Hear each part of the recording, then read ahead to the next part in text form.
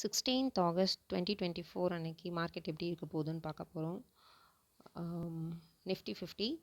So Nifty 50யோட strong support வந்துட்டு 24,000 வந்து ஸ்ட்ராங் சப்போர்ட்டாக ஆக்ட் ஆகிட்டுருக்கு. ஸோ அதை பிரேக் பண்ணால் வந்துட்டு 23,900 வரைக்கும் மார்க்கெட் போகும். அதையும் பிரேக் பண்ணால் ரொம்ப ஸ்ட்ராங்கான ஃபால் இருக்கும். அண்ட் இமீடியட் ரெசிஸ்டன்ஸ் வந்து 24,300. ஸோ 24,300 வந்துட்டு பிரேக் பண்ணுச்சு அப்படின்னா ஃபர்ஸ்ட் ஸ்டேஜ் 24,400 வரைக்கும் போகும். அண்ட் அதையும் பிரேக் பண்ணுச்சுன்னா 24,500 வரைக்கும் போகும். ஸோ இதுக்கு நடுவில் வந்து பார்த்திங்கன்னா 24,200ங்கிறது வந்து ஒரு சைக்கலாஜிக்கல் பாயிண்ட். இதுக்கு கீழே வந்து மார்க்கெட் இருக்கிற வரைக்கும் செல்லர்ஸோட டாமினேஷன் தான் அதிகமாக இருக்க போகுது.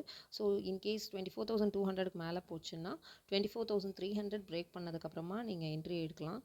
அண்ட் அது வந்து குட் வால்யூமோடு இருக்கணும், அல்லது ஒரு ஒன் டே க்ளோஸ் வந்துட்டு வச்சுருந்துருக்கணும். ஸோ அதுக்கப்புறமா இருக்கிற மூவ்ஸ் தான் வந்துட்டு நமக்கு பையர்ஸோட ஜோனுக்குள்ளே போகும்.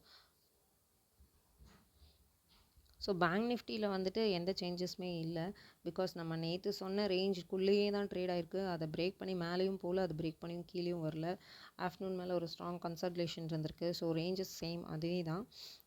ஸ்ட்ராங் சப்போர்ட் அப்படின்னு பார்த்தீங்கன்னா 49,600 வந்து ஒரு ஸ்ட்ராங் சப்போர்ட்டாக இருக்குது.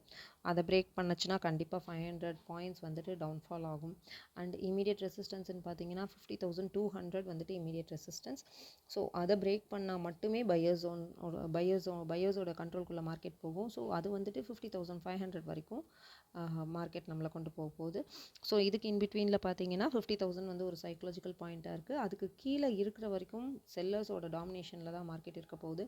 50,000க்கு மேலே பிரேக் பண்ணுச்சு அப்படின்னா 5200 வந்து குட் வால்யூமோட பிரேக் பண்ணும். அப்படி இல்லாட்டி ஒன் டே க்ளோஸ் வைக்கணும். ஸோ இதான் இன்றைக்கி சினாரியோ.